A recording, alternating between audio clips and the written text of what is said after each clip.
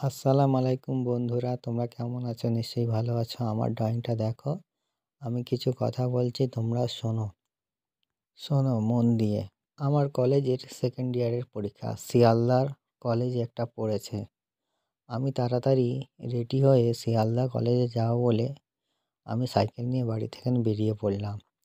Cycle চালিয়ে চালিয়ে শিয়ালদা স্টেশনে এলাম এবং এসে শিয়ালদা স্টেশন থেকে শিয়ালদা স্টেশনে এসে একটা টোটো ধরে কলেজ উদ্দেশ্যে চলে গেলাম। সেই কলেজে যাওয়ার পরে দেখলাম কলেজের গেটটা এখনও খোলেনি। কলেজের গেটটা বন্ধ আছে। পরীক্ষা দেওয়ার সময় হচ্ছে 2টো।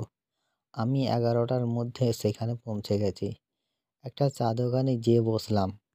তারপর চা দোকানি আমায় বলল যে, তুমি কি পরীক্ষা দিতে এসছো? আমি বললাম, হ্যাঁ, আমি পরীক্ষা দিতে এসেছি। বলছে, তোমাদের পরীক্ষা কটা থেকে? আমি বললাম, 2টো থেকে। বলছে, ভালো। তুমি কিসে পড়াশোনা করো? আমি তখন বললাম, কলেজ সেকেন্ড ইয়ারের পরীক্ষা আমাদের চলছে, তাই আমি পরীক্ষা দিতে এসেছি।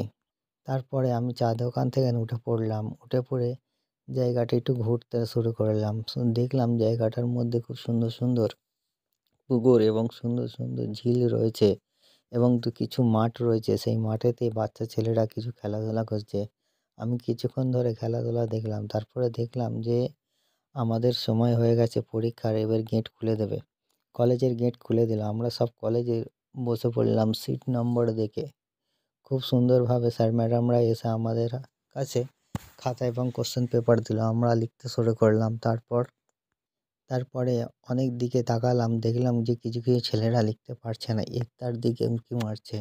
আমি আমার মতন 6 পাতার মতন লিখেছি।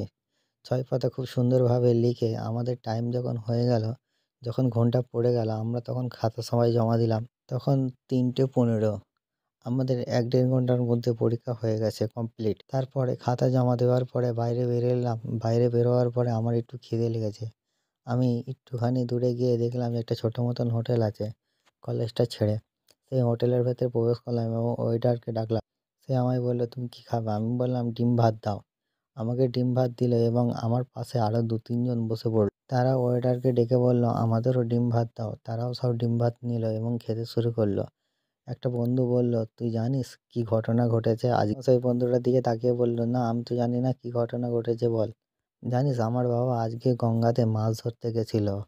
হঠাৎ আমি দেখলাম যে গঙ্গা থেকে মাছ ধরার সময়তে যখন জালগুলো ফেলছিল, অনেক জালে বোতল উঠে আসে।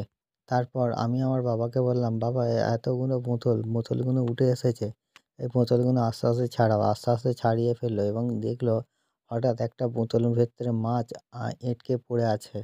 আমার বাবা বলল, এই দেখ, বোতলের ভেতরে একটা মাছ